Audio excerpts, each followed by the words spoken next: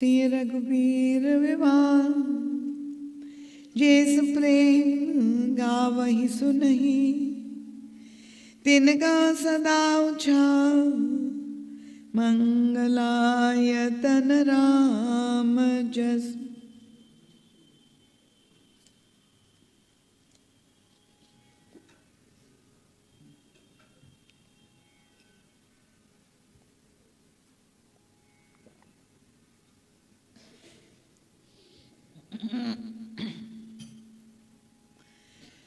प्रभु के मंगलमय दिव्य नाम स्मरण के साथ सर्वप्रथम मैं अपने परमाराध्य प्रातः स्मरणीय परम वंदनीय अर्च श्री सद्गुरुदेव भगवान की अत्यंत दिव्य कृपामयी मंगलमयी तेजोमयी ज्ञानमयी प्रकाश आनंदमयी रसमयी दिव्य चिन्मयी उपस्थिति को यहाँ पर प्रत्यक्ष रूप से अनुभव करती हूँ और श्री सद्गुरुदेव भगवान के परम कृपामयी कल्याणप्रद पुनीत श्री चरणारविंद में अपना सिर रखकर कोटिशः दंडवत प्रणाम करती हूँ और यही गुरु चरणारविंद में अंतर हृदय से प्रार्थना याचना करती हूँ। आप ही का एक अत्यंत लघु यंत्र बनकर आप ही का संदेश सभी भक्तों के समक्ष रख सकूं, ऐसी बल बुद्धि विद्या और विवेक देने की कृपा करें। गुरु चरणारविंद से अनंत हृदयाशीष कोटिशः मंगलाशीष प्राप्त करके भगवान श्री राम के ननिहाल के निवासी रामानुरागी कथा रसिक श्रद्धालु जिज्ञासु प्रबुद्ध सुधी श्रोता महानुभाव वंदनी मातृशक्ति सुदूर से पधारे हुए आगंतुक सभी भक्तवृंद नामी एवं अनामी विशिष्ट विभूतियां जो यहाँ पर समुपस्थित है, अग्रिम पंक्ति से लेकर अंतिम पंक्ति तक सबका मैं हृदय से बहुत बहुत स्वागत अभिवादन करती हूँ। भगवत कथा श्रवण करने की जिज्ञासा लेकर आप यहाँ पधारे हैं। आप सबके चरणों में बार बार नमन वंदन और प्रणाम करते हैं। आइए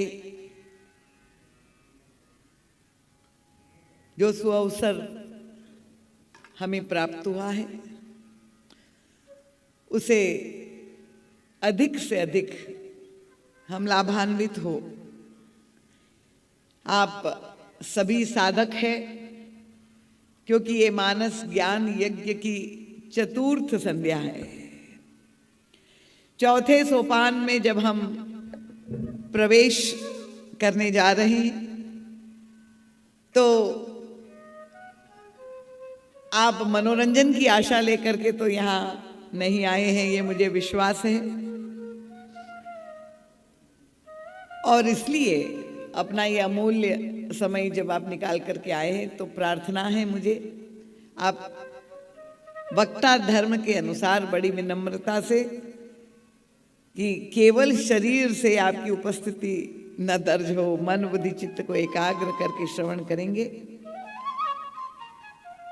क्योंकि जिस प्रसंग को केंद्र में रख करके हमारे भारतीय संस्कृति और सनातन धर्म का जो जीवन दर्शन है उसे हम आत्मसात करने का, हृदयंगम करने का, समझने का प्रयास कर रहे हैं। क्योंकि आप सब जानते हैं कि भगवान श्री राम के विवाह की मंगलमयी बेला है।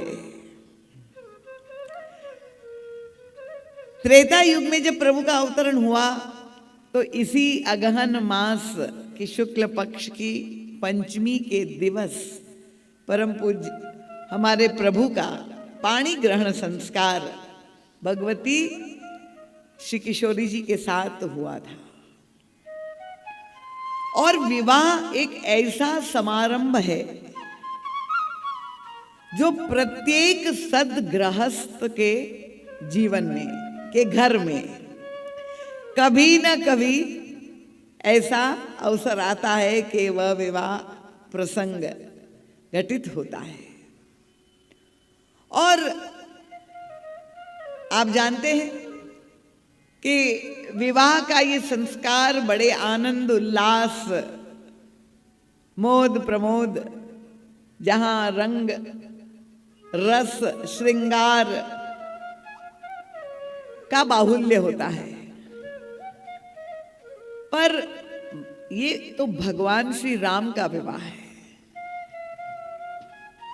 तो हमारे घरों में जो विवाह होता है और भगवान श्री राम के विवाह में क्या साम्य है और क्या अंतर है।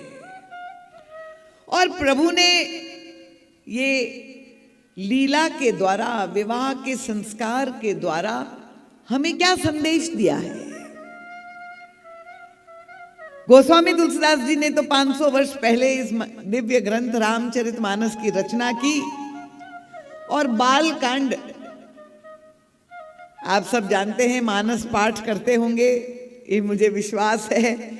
अगर नहीं करते हैं तो मैं हाथ जोड़ के आपसे प्रार्थना करती हूं, कृपया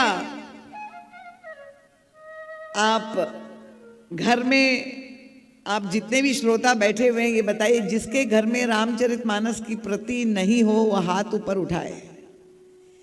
किनके घर में नहीं है बताइए। बिल्कुल आप सत्य भाषण करेंगे। रामायण मानस, क्या गुटका मानस की प्रति किस किस के घर में नहीं है, हाथ उठाए। सबके घर में है। बड़े सत्यवादी लोग हैं। और अगर आपके घर में है तो फिर मैं ये दूसरा प्रश्न पूछूंगी, कितने लोग नित्य पाठ करते हैं मानस का, हाथ ऊपर उठाएं।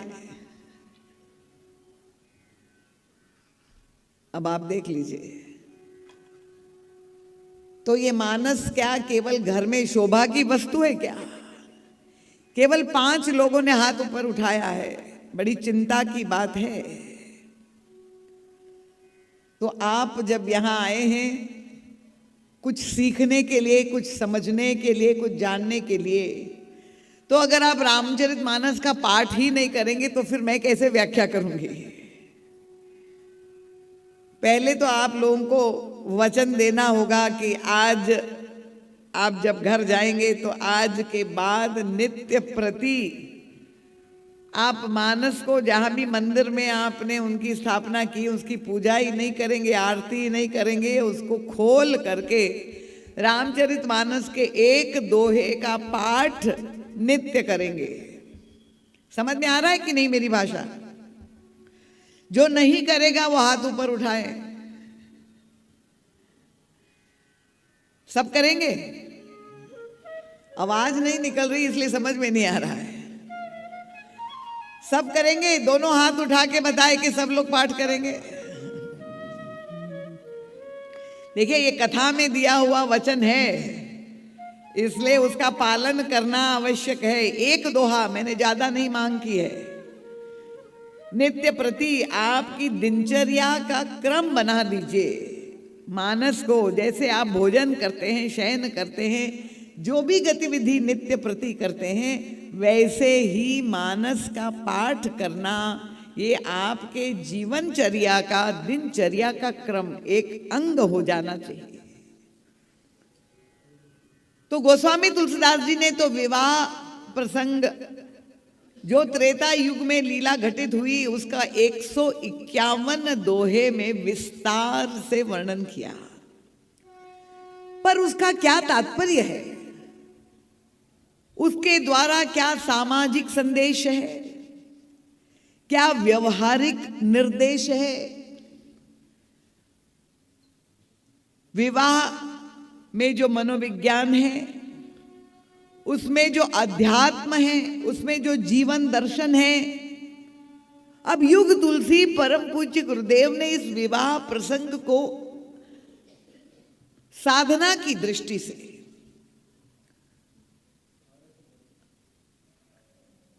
अनेक दृष्टिकोणों से परम पूज्य महाराज ने देखा है।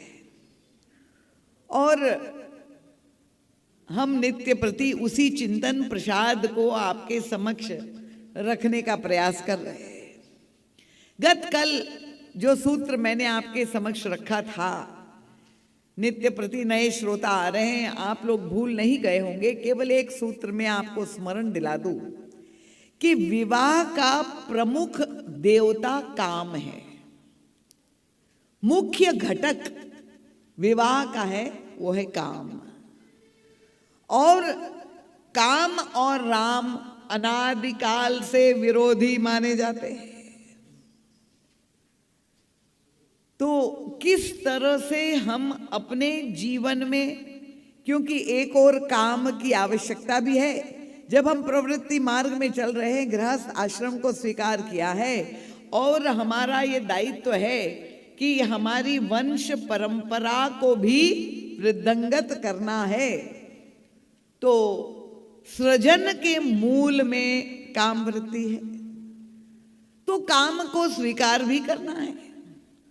पर दूसरी ओर काम का जो स्वभाव है कि वो व्यक्ति को मर्यादित नहीं रहने देता है और व्यक्ति को उच्छृंखल अमर्यादित बनने की प्रेरणा जब देता है, तब जाके वह काम व्यक्ति के पतन का तो कारण बनता है, पर समाज में भी बहुत बड़ी अशांति, अपराध को जन्म देता है।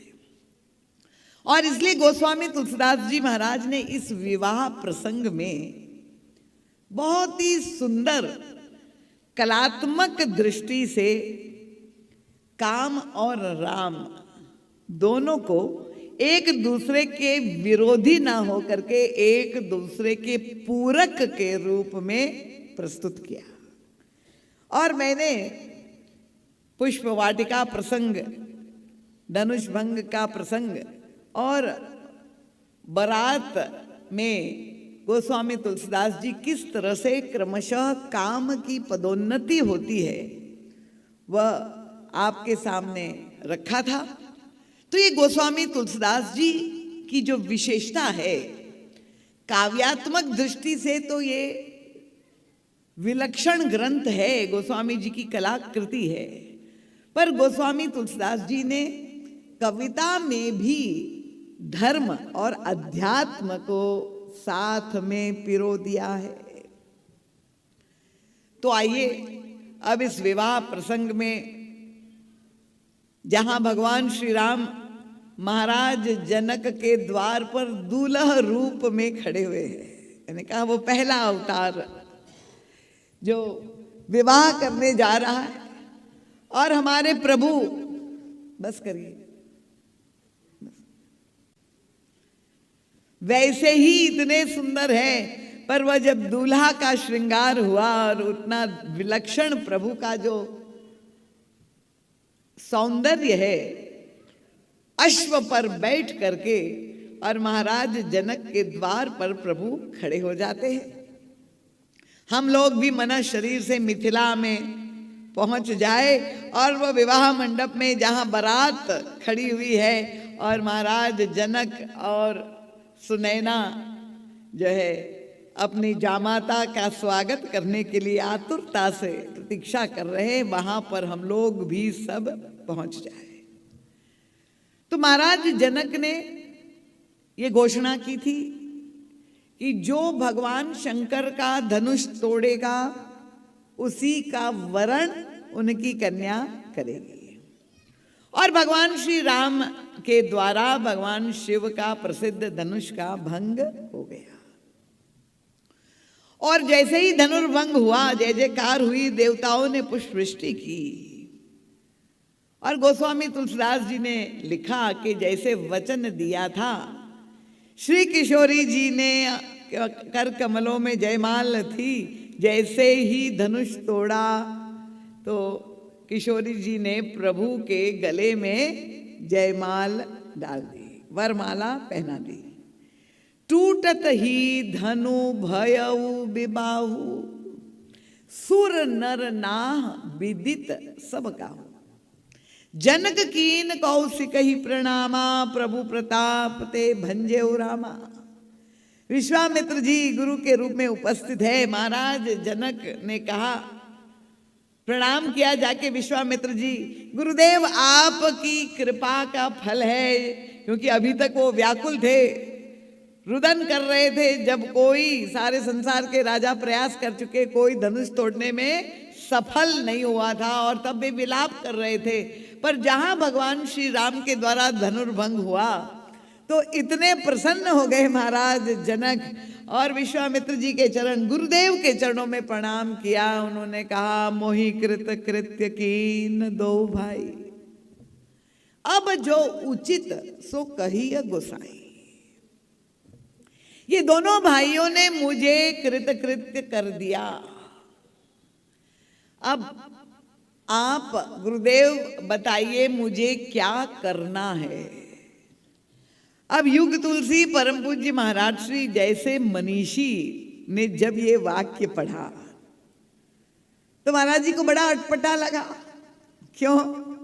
उनका एक और तो महाराज जनक कह रहे हैं कि मैं कृतकृत्य हो गया। ये कृतकृत्य शब्द का अर्थ क्या है आप जानते हैं? कृतकृत्य, जब व्यक्ति अपने हृदय में एक ऐसी स्थिति पर पहुंच जाए, उनकी मनस्थिति ऐसी हो जाए कि उन्हें लगे कि अब मुझे जीवन में कुछ भी पाना शेष नहीं है, ऐसी धन्यता का बोध हो जाए, ऐसी पूर्णता का बोध हो जाए कि अब जब कोई कामना ही नहीं बची तो कोई कर्म करने की आवश्यकता ही नहीं है। उसको कहते कृतकृत्यता। तस्यम कार्य न विद्यते, अब कुछ भी करना शेष नहीं है। देखिए, जो महाराज जनक कृतकृत्यता अनुभव कर रहे हैं, वही कृतकृत्यता श्री हनुमान जी महाराज को भी अनुभव होती है। महाराज जी तो पूरे मानस में टटोलते हैं।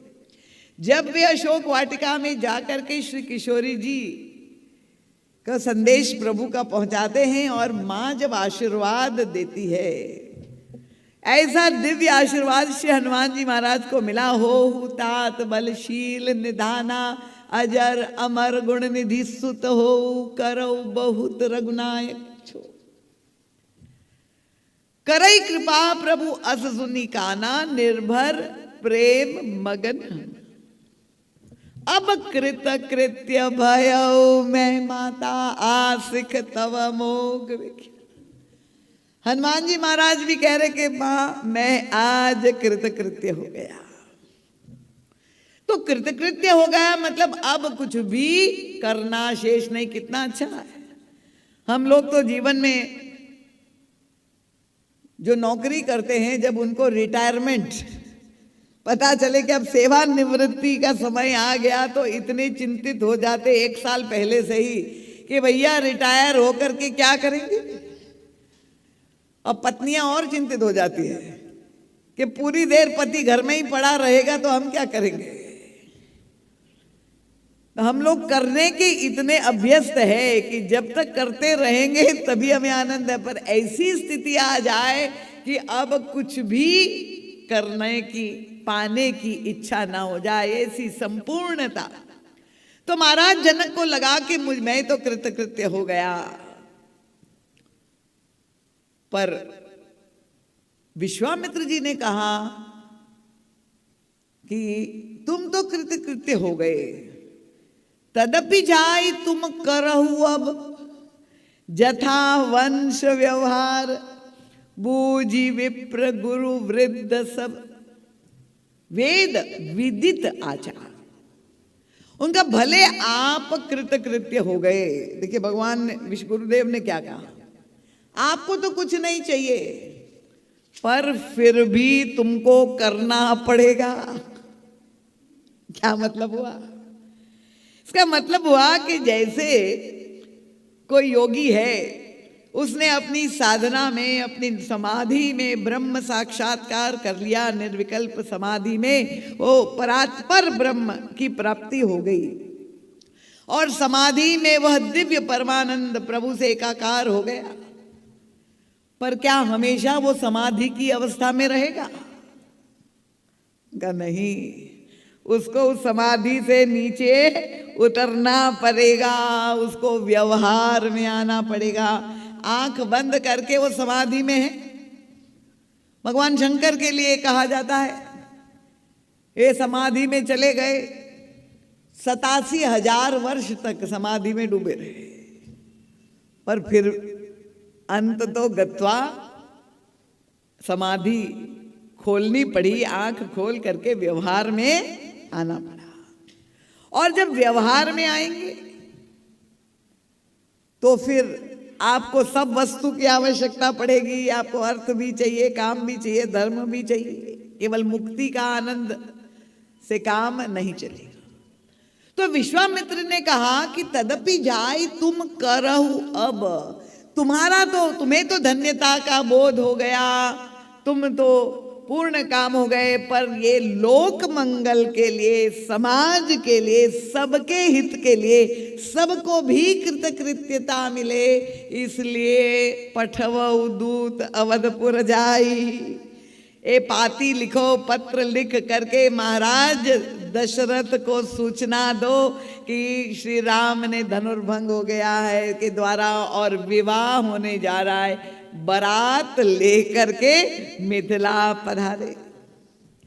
तदपि जाय तुम करो अब जथा वंश व्यवहार, बूझी विप्र गुरु वृद्ध सब। तुम्हें व्यवहार करना पड़ेगा तुम्हारे वंशानुकूल, जैसे भी वृद्ध है, गुरुजन है, ब्राह्मण है, उनसे पूछ कर जो लोक रीति है सबका पालन करना पड़ेगा। लोक मंगल के लिए तुम्हें जो है विवाह का समारंभ करना पड़ेगा। और विश्वामित्र जी तो दूरदृष्टा थे, उनको मालूम था कि भाई भगवान राम और सीता तो अभिन्न है, लीला में 2 रूप में प्रकट हुए द्वैत आनंद रस देने के लिए। उनका तो विवाह संपन्न हो गया, पर अभी 3 कन्याएं जनक जी की बाकी है। और महाराज दशरथ के भी 3 पुत्र हैं, उनका भी विवाह होना है, वे जानते हैं। तो इसलिए कहते हैं, अब परम पूज्य महाराज श्री तो इस विवाह प्रसंग की, मैंने कहा व्यावहारिक आनंद तो ये है कि अब ये 3 कन्या का 3 पुत्रों के साथ विवाह होना है, पर महाराज श्री इस विवाह प्रसंग की साधनात्मक आध्यात्मिक व्याख्या भी करते हैं कि ये केवल त्रेता युग की कथा नहीं है, ये विवाह हमारे जीवन में भी घटित होना है, तभी तो हमें वो आनंद आएगा। क्योंकि भगवान श्री राम और भक्ति रूपा सीता, भक्ति और भगवान दोनों का जब मिलन हो तभी हमारे जीवन में पूर्णता की अनुभूति होगी। तो इसलिए महाराज श्री कहते हैं कि हमारे हृदय को मंडप बनाना है। देखिए यहाँ जनक जी महाराज ने तो बहुत ही विलक्षण मंडप बनाया, मणिमाणिक के युक्त। और यहाँ भी हम लोग हमारे आदरणीय राम कथा के शाश्वत मंत्री जे अब विधायक जी कहूँ, शाश्वत मंत्री कहूँ, बाबा कहूँ, कितने नाना जी कहूँ, कितने नाते हो गए, क्योंकि आज से जब विवाह की रस्म शुरू हुई तो वो किशोरी जी के नाना भी हो चुके हैं। तो बाबूजी बोधराम जी, यहाँ भी विवाह का समारंभ होगा, यहाँ भी मंडप बनेगा और भगवान श्री सीताराम जी का विवाह होगा, उसको भी आप लोग देखेंगे।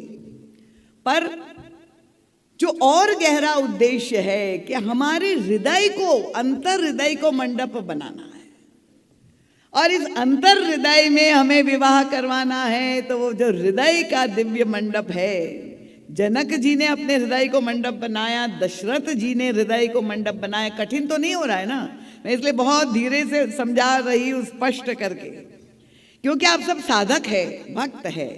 तो हमारे जीवन में धन्यता क्या होगी? कहते तो है कि ईश्वर हमारे हृदय में विराजमान है, पर क्योंकि हमें वो नहीं दिखाई दे रहा है, उनसे अपरिचित है, तो ईश्वर से संबंध की स्थापना करनी है। कथा के दूसरे दिन मैंने ये सूत्र दिया था, नाता हमें ईश्वर से बनाना है। जो विरागी है उसको अनुरागी बनाना है।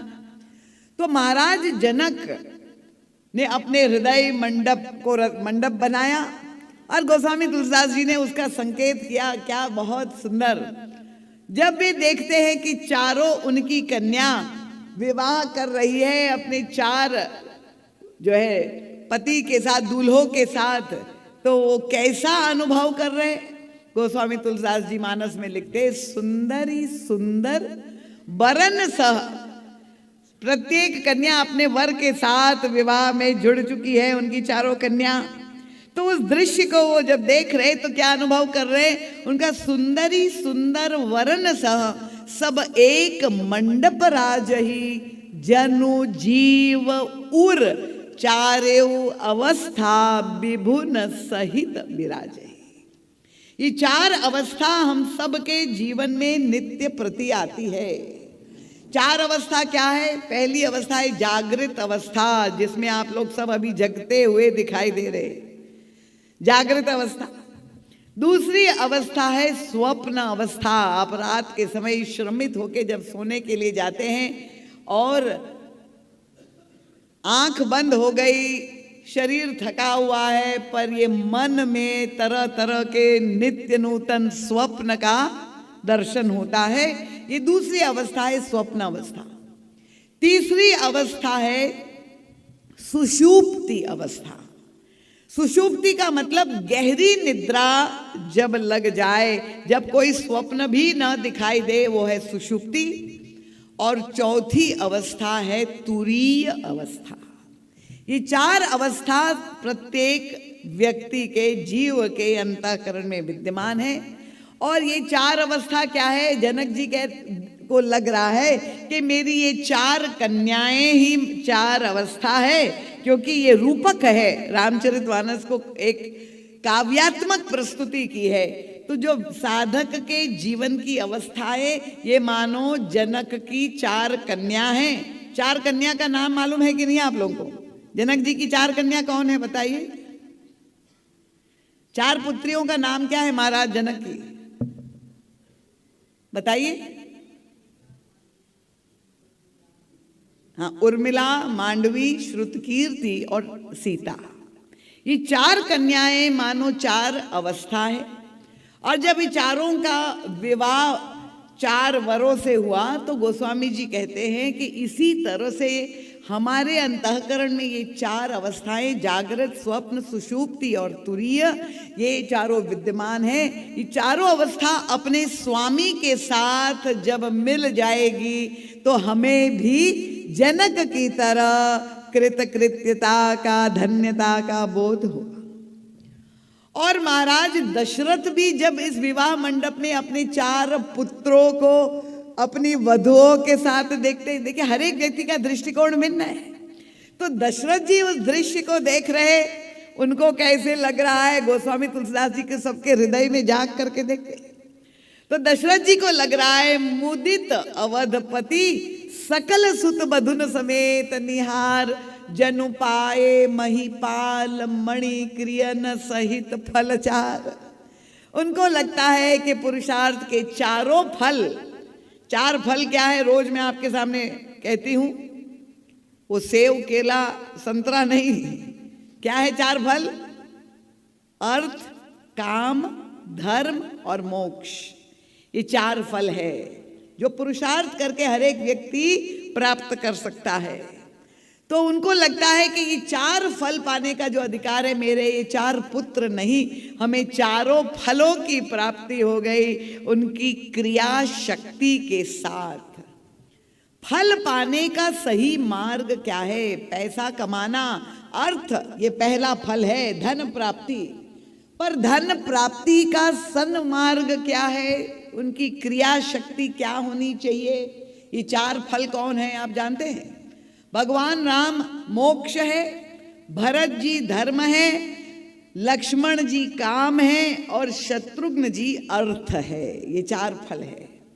और उनकी जो पत्नियां हैं, भगवान राम की पत्नी है सीता, भरत जी की मांडवी, लक्ष्मण जी की उर्मिला और शत्रुघ्न जी की श्रुति कीर्ति। समझ में आ रहा है ना? ये 4 फल की 4 क्रिया के साथ मिलन। इसका मतलब कि श्रुति कीर्ति है यज्ञ क्रिया, अर्थ रूपी शत्रुघ्न। अगर हम धन पैसा अर्थ उपार्जित करना चाहें तो उसकी क्रिया क्या होनी चाहिए? उनका यज्ञ मार्ग से जब हम अर्थ उपार्जित करेंगे तब वह अर्थ हमें परमार्थ की प्राप्ति कराएगा। और उसी तरह से काम रूपी लक्ष्मण की क्रिया, उर्मिला किसका प्रतीक है? उन्होंने कहा काम की क्रिया योग क्रिया है उर्मिला। सांसारिक व्यक्ति काम की भोग क्रिया से उपभोग करता है, पर शास्त्र कहता है कि काम की क्रिया योग होनी चाहिए, मिलन होना है। और यह योग हमें ईश्वर, काम हमें राम की प्राप्ति करने में सहायक बन जाए। कल वो प्रसंग रखा था, मैं अधिक गहराई में न ले जाऊंगी ताकि आपके लिए कठिन ना हो जाए। तो विश्वामित्र जी ने कहा कि आप जो है ये लोक रीति का अब से आप आयोजन करें, विवाह का समारंभ। और महाराज दशरथ को बुलाए और तब अब तैयारियां शुरू हो गई विवाह की। और भगवान बारात भी आ गई, तेजी से जाना पड़ेगा क्योंकि अब केवल 3 दिन बचे हुए हैं। तो दशरथ जी के पास समाचार पहुंच गया और बारात लेके महाराज दशरथ पहुंच गए जनक जी के द्वार। और दूल्हा रूप में भगवान राम खड़े हुए हैं। अब जनक और सुनैना, प्रभु का स्वागत मंडप में उनको लाना है। और तब ऐसे पावड़े बिछाए हुए हैं और प्रभु को पलक पावड़े वहाँ भीतर ले आते हैं। और जहाँ सिंहासन दिव्य बना हुआ है उस पे भगवान श्री राम को विराजमान करते हैं। अब सारे गुरुजन उपस्थित हैं और कहा कि अब सारी वैदिक रीति से विवाह प्रारंभ किया जाए। और सबसे पहले क्या होगा? ये पाणी ग्रहण संस्कार। पहले दिन से मैं आपको इस पर चर्चा कर रही हूँ। पाणी ग्रहण संस्कार का मतलब अब जो है भगवती सीता को भी बुलाया गया। और उसमें क्या होता है, इसका सीधा सा अर्थ यही है कि कोई व्यक्ति जो है वो किसी का हाथ जब पकड़ता है, पाणी मतलब हाथ, पाणी ग्रहण, एक व्यक्ति दूसरे का जब हाथ पकड़ता है तो कहते उसने पाणी ग्रहण किया। अब विवाह को पाणी ग्रहण संस्कार बताया गया। और गोस्वामी तुलसीदास जी को तो ये शब्द इतना प्रिय है कि दोहावली रामायण में उन्होंने एक दोहा ही लिख दिया। क्या? उनका तुलसी बाह सपूत की, धोखे हूँ छोई जाए, जाओ छोई जाए। धोखे से भी श्रेष्ठ व्यक्ति अगर किसी का हाथ पकड़ लेता है, देखिए हमारे यहाँ की परंपरा, अगर आपने किसी का हाथ पकड़ लिया, उनका तुलसी बाह सपूत की, धोखे हूँ जाओ छुई जाए, तो आप निबाहे जन्म लगी और लरिकन सह कही जाए, सो कही जाए। अपने जीवन भर तो उसका निर्वाह करते हैं, पर अपनी मृत्यु के पश्चात अपने बच्चों को भी निर्देश देते हैं कि इस संबंध का निर्वहन आपको करना है। तो यहाँ पर दृश्य क्या है कि महाराज जनक अपनी कन्या का हाथ ले करके भगवान श्री राम के हाथ में पकड़ा रहे। ये आप जानते हैं ना, विवाह में तो आपने देखा होगा उस दृश्य को। और जहां किशोरी जी का करकमल प्रभु ने थाम लिया तो सारे देवताओं ने तो पुष्प वृष्टि की, पर भक्तों ने मिल करके जय जयकार कर दिया। क्योंकि ये दृश्य जो आज जनक जी के मंडप में देखने को मिल रहा है वो आज तक कभी देखने को नहीं मिला। ये सारी बातें जो यहाँ हो रही है वो भगवान राम के लिए नहीं है। क्यों नहीं है? क्योंकि भगवान ब्रह्म के लिए तो यही कहा गया कि वो आज तक किसी की पकड़ में नहीं आया, ना वो स्वयं किसी को पकड़ता है और ना किसी की पकड़ में आया है। और यहाँ दृश्य क्या हुआ कि प्रभु आज किशोरी जी की बाह को पकड़ रहे हैं। तो गोस्वामी तुलसीदास जी तो बड़े प्रसन्न हो गए, उन्होंने सारे भक्तों को निमंत्रित कर दिया, आइए आइए, ये आज मंगलमयी बेला में अगर हमारे भी हाथ हम आगे बढ़ा दे, आज पकड़ने वाला ब्रह्म आ गया, जो पकड़ में आ गया, अगर उन्होंने हमारा हाथ पकड़ लिया तो हमारे जीवन की सारी समस्या का समाधान हो गया। जनक जी महाराज भी उस दृश्य को देख रहे और हृदय में जो आनंद अनुभव कर रहे, ये कौन है जो मेरे सामने विराजमान है, जो आज जामाता बन के दामाद बन करके आए हैं, लीला में है कौन? उनका मन समेत जेहि जान न बानी, तरकी न सकई सकल अनुमानी। जिनको ना मन बुद्धि वाणी से कोई जान सकता है, ना वो किसी की पकड़ में आ सकता है। यद्यपि सम नहीं राग न रोशु, ईश्वर तो आज तक कहीं हस्तक्षेप करता हुआ दिखाई नहीं दे रहा था। यही तो सारे लोगों की समस्या थी, देवताओं की समस्या थी। भगवान शंकर ने इसलिए तो कहा था कि रावण का अत्याचार फैल गया है, क्या करे, ईश्वर सर्वव्यापी है पर हस्तक्षेप नहीं कर रहा है, हमारी सुरक्षा नहीं कर रहा है। तो भगवान शंकर ने वहां कहा था कि अग जग में सब रहित विरागी। ये ब्रह्म कौन है? उनका विरागी है। विरागी किसको कहते हैं? देखिए, शब्द का तो हम प्रयोग करते हैं, बड़े विरक्त महात्मा है। विरक्त का मतलब क्या कि वो स्वयं सारे सांसारिक बंधनों से मुक्त हो चुके हैं, अपने आप को उन्होंने मुक्त कर दिया है। ना किसी को वो बंधन में बांध रहे हैं और ना स्वयं किसी बंधन में बंधे हुए हैं, उनको कहते हैं विरक्त। जैसे सन्यासी के लिए शब्द प्रयोग किया था, बड़े विरक्त शिरोमणि सन्यासी है। इसका मतलब माता पिता प्रियजन घर परिवार सबका तो त्याग कर दिया, यहाँ तक कि शिखा का भी त्याग कर दिया, सम्यक न्यास, और हृदय से बिल्कुल विरागी, हस्तक्षेप नहीं करने वाला, किसी की पकड़ में आने वाला। तो ईश्वर विरागी है।